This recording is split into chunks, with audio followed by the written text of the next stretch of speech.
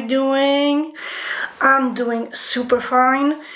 I assembled and have disassembled my coffee table, upon which I have fixed the arm that holds the camera.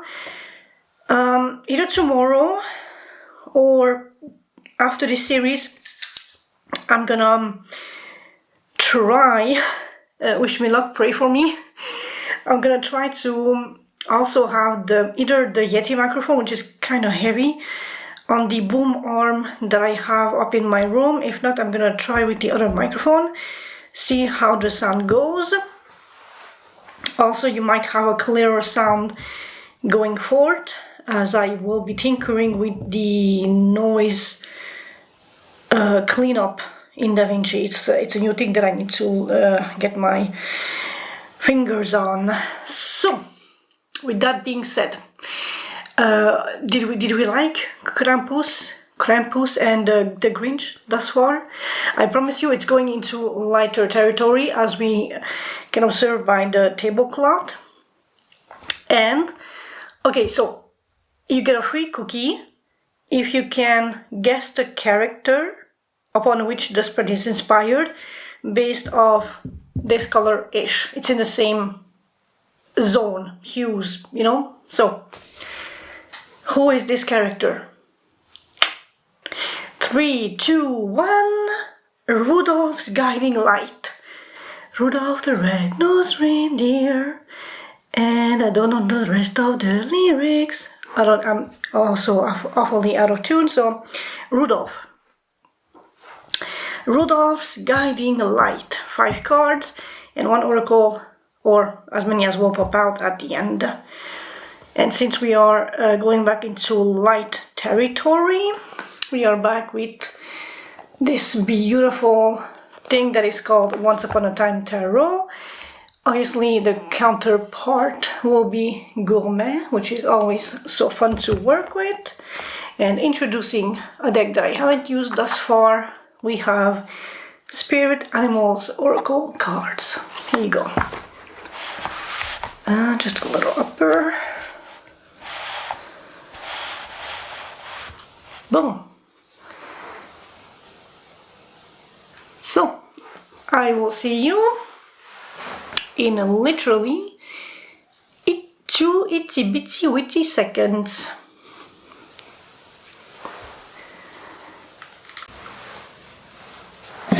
Hello, hello, fire signs, it's your turn.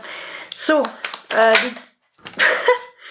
speaking of the devil, we have the Ace of Wands, and like I highlighted for Earth sign, look at that grip. Look at how freaking solid that grip looks.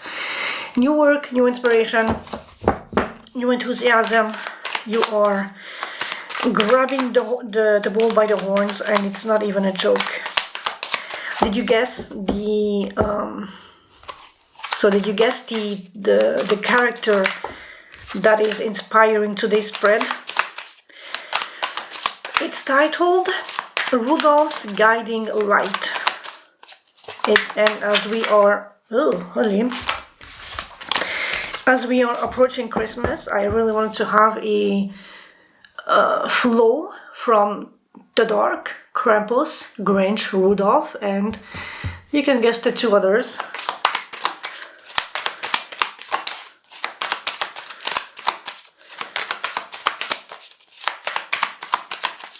Oh yeah, sorry.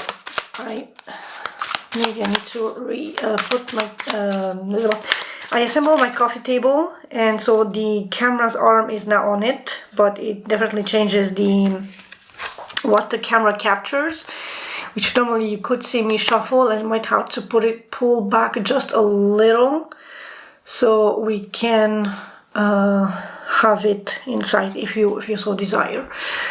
Oh, 9 of Cups. Someone's happy. Someone is very happy, very content and fulfilled emotionally. You're on cloud number 9. Whoa. Oh, are you expecting or are you delivering this beautiful gesture? Which, speaking of this, I'm gonna shout out my friend who is also a fire sign, Sagittarius, who, okay, so we were talking about him printing a 3D model, which I'm gonna grab just here. Zen Flint. Hi, he waves hi, hi. Which this already is a gesture of coming from the heart space. But on top of that, he included this beautiful puppy, which serves as my resting place for my necklace that I built for, or memorizing my puppies who passed away from parvo. And this, I was not expecting the dog. The Knight of Cups is exactly this. It's this gesture that has a very deep emotional impact and meaning to the recipient. So that was your free tarot course of the day. Ooh, mamma fricka mia. Someone's rushing straight into victory with the Chariot. 7 of Cups. You have options and possibilities. So make sure that you make the right decision so that your path towards victory is clear and not clouded. And Justice, honesty and fairness. So that's also beautiful.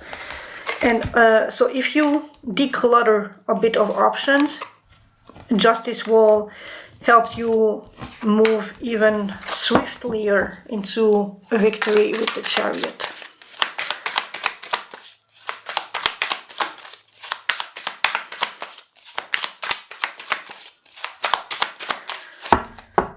Also be cautious with the 7 of Cups, because the more you accumulate, the more it weighs on your shoulder.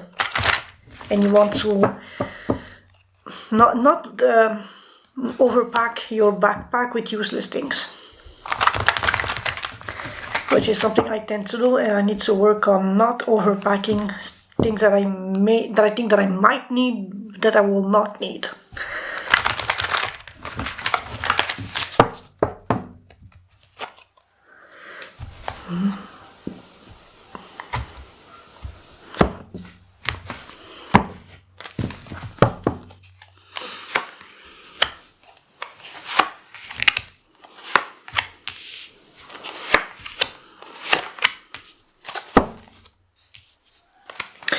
Oof, swooshing into action like it's nobody's business. Small communication, a bit of dissatisfaction, a bit of stress, but overall good luck, and seriously, like, just the Wheel of Fortune is literally winning the jackpot. So, where do you currently feel like you don't fit in or belong? Communication. Me stumbling on my words because I'm rushing to try to get thoughts in my head out my mouth. And I feel like a tumbling fool, which is basically this right now. And the 10 of Swords. Oh, now this is interesting. End of a cycle, backstabbing, betrayals, but cyclical endings, essentially. So it's like you are rushing towards the end of a cycle in the positive light. In the negative light, you are trying to leave the end of a cycle behind you. And so you are just very determined to put as much distance between that energy and yourself and start something new.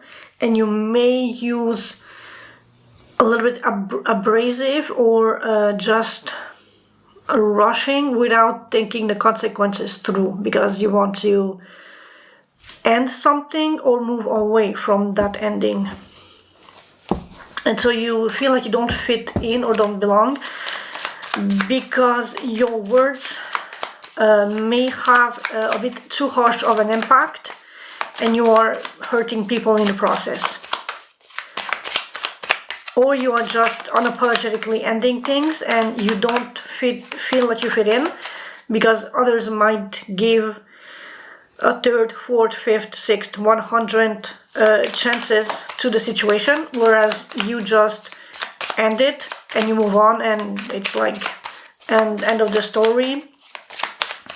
Try your luck in your next life, maybe, type of deal.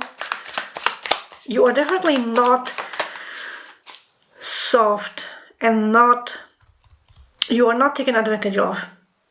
If something needs to end, it's a no-brainer for you. That thing has ended, it's buried, it's rotting away with the maggots. 10 of Pentacles. Oh no, holy hell. So this is your legacy, your money, your stability. What is that? I hope nobody's passing away from your family.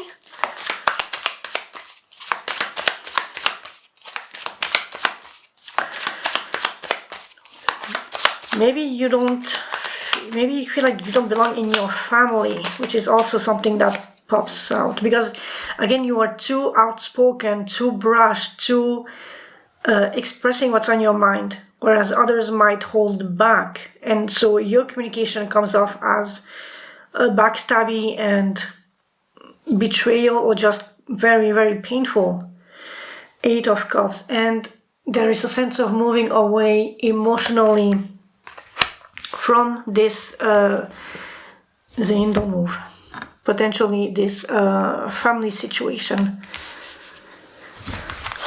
or this legacy, but you are not emotionally affected that hard. It might be painfully when you decide to take that step, but with the Knight of Swords being one of the fastest knight in the tarot, the further he moves away, the less emotion is pulling him back, so it's gonna sting for like a second at best. And that is why you feel you don't belong, because you can move away from situations in a very decisive, clear, and unemotional way. When something has ended, you understand it has ended, you analyze and wrap up what you have learned from it, and you're already on your way elsewhere. Your shining red nose. What unique gift or quirk have you been hiding or dimming because you feared rejection? That you are a true little softie at heart. You like small, shy, love affairs communications, or you are definitely expecting either an apology or just a small communication, a small puppy love, crush, just like a little high or something. You are a dreamer, you are lost out there with the fairies, and you expect that magic to come back at you. But you are dimming that because you feel you are afraid of rejection, and thus you are keeping all that to yourself. And also notice how the Three of Wands has its back to the Page of Cups. It's like, on one hand, he can be protecting the Page of Cups. On the other hand, it's like, it's so small and so insignificant that I'm gonna just leave it on a back burner and have it selfishly in my thoughts, but not do anything about it. And we have the Five of Swords. There was foul play in the past, or it's you self-sabotaging yourself because you are not reaching out and not expressing your hopes and your dreams, and these small things, or small gestures even. The Chariot again. Didn't we saw the Chariot during shuffling? And you might be very quick to move on from things, especially if they hurt, and if you see that's not worthy of, if the small talk is not worth something big, you are just very easily able to move on from things. It's like, it's a cute principle, it's a cute concept, but you have no issues ending situations and moving away, and definitely moving away, especially when you feel that you have been played unfairly, it's a no-brainer for you.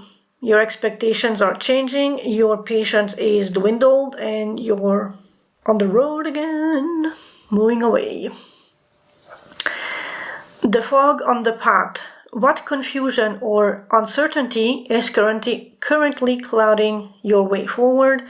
Dissatisfaction, boredom, and the Ten of Cups. You wanted to be happy, you expected to have a happily ever after ending from the previous situation that didn't pan out as desired, as wished, as hoped, as dreamed. So you are in a place of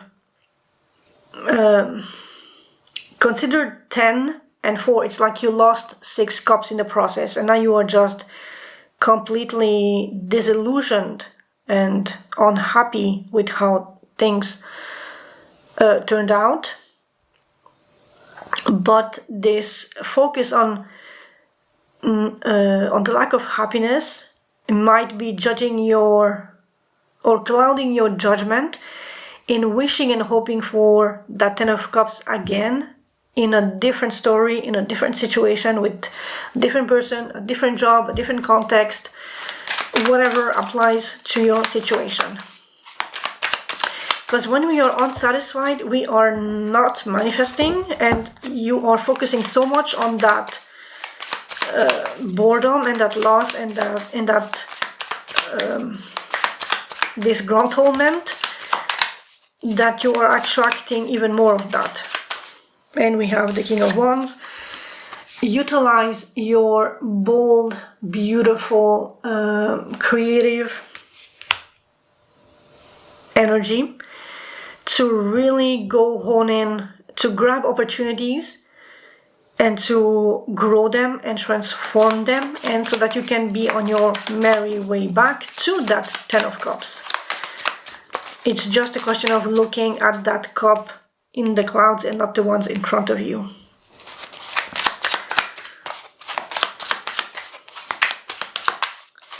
Anything else for my fire signs? And we have we have 4 cards. Jeez, but the top one is the Page of Cups again. So small communications, allow yourself to daydream, to have hope, and to have that innocence of heart and mind to dare look out for that Ten of Cups, to want that Ten of Cups, to dream of that Ten of Cups again, to attract those opportunities back into your life. Guiding the sleigh. How can your authentic light help others and yourself find the way through the storm? I would say, because it's a self-imposed stress, so step out of it. You have the power to step out of it and take a rest. And okay, so this is whack. See, here we have 10, 2 of 4, and now we have 4, 8. And the main energy being the 4 of Swords. So you can step out of the 8 and reduce it literally in half by taking just a little time out, a little resting period, contemplate, meditate, think things through for what they are, what they were, what they brought to you, what went wrong. And how can you not give situations that much power over you and over your headspace especially? By being self-aware, by being very contemplative, you can name each of these swords for what they are. And so you can, by knowing the name of the problem, you can address the problem directly. And by doing that, you are literally exorcising demons. Knowledge is power. Names is a powerful tool. So name each of these swords that are surrounding you. And by the act of naming them, you are taking away power. One is, I'm worrying about this. The other one is, I worry about that. That should have gone this way. That should have gone that other way. Yadla yadla. The more you are aware and conscious and precisely pinpointing everything, you strip away the power of that source. So you reclaim your agency and your power, and you rule over things that you at first deemed to be ruling over you. And that is how you can find your path through the storm, because there is no storm. Ten of Wands. Be cautious of not overworking yourself, overburdening and overstressing yourself. In context with the Eight of Swords, I'm going to interpret or take the overstressing aspect of the Ten of Wands, which is almost like the burning the candle by both ends. So you don't want stress, 8, to become a Ten of Wands, which is the weight on your shoulders alone weighing you down. Although these baguettes looks very yummy. You don't want that stress to weigh you down, to incapacitate you, and to just make you literally crawl to the finish line, to crawl home where you can finally take a breather and rest a little bit. The Christmas morning welcome. What acceptance, love, or new role awaits you when you dare shine unapologetically? Sheer unbridled good luck. This is like the jackpot, the million, triple trillion level jackpot. And stability, comfort, being your own resilient, resourceful provider, not having to count on anybody for your finances, your comfort, but also now having the skills, the assets, and the knowledge of fructifying whatever assets, finances, resources you have, to grow them exponentially, to have even more return on investment. It's like, so I'm going to use a personal story. We have on my property, in the backyard, in the past the orchard, we have a vineyard. In that vineyard, we have 5 rows of grapes, and I had to sell some grapes back in October, November.